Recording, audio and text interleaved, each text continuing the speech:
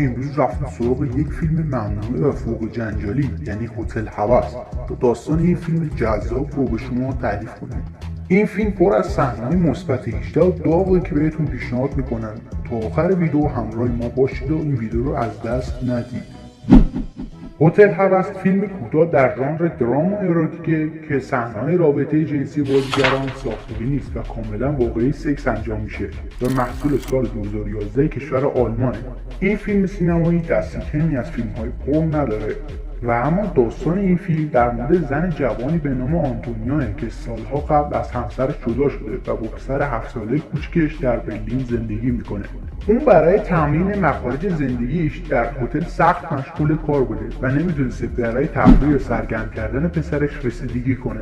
کلا مورد زندگی شخصی اون به هم ریخته بود تا اینکه تصمیم میگیره یه روز تابستونی پسرش رو سوار اتوبوس کنه تا بفرسته پاریس پیش پدرش. به خاطر همین موضوع آنتونیو خیلی دیر به محل کارش میرسه و از طرف مدیر هتل توبیخ میشه.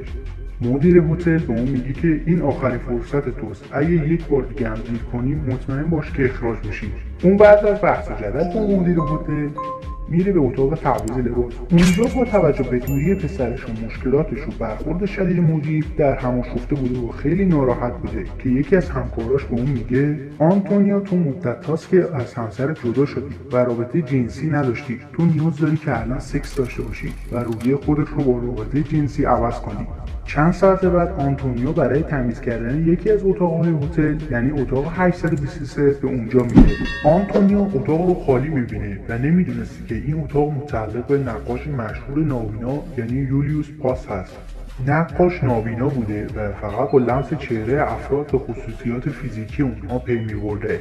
اون برای افتتاح نمایشگاهی از آثارش به برلین آمده بوده. نقاش نابینا توی همون بوده و آنتونیو جذب طراحی‌های اون میشه که یک دفعه تلفن همراه یولیوس زنگ میخوره و اون از حمام بیرون میاد. یولیوس کاملا لخت بوده و اول آنتونیو نمیدونسته که نقاش نابیناست و فکر میکنه که اون رو دیده. نقاش هم متوجه حضور آنتونیو نمیشه و آروم با تلفنش صحبت میکنه. آنتونیو هم حرفای اون رو گوش میداده و یه گوشه برای خودش ساکت وایساده بوده و نمیتونسته بی سر و صدا اونجا بیرون بزنه. آنتونیو بی سر و صدا صبر میکنه تا نقاش لباسش بپوشه و بیرون بزنه. نقاش موقعی که میخواسته کفشش پیدا کنه تا بپوشه دستش به کفش‌ها پاهای آنتونیو میخوره و اونجا کم کم میره بالا و ادامه داستان میرن روی کار که صحنه‌های سکس کاملا واقعی نشون میده و صحنه‌ها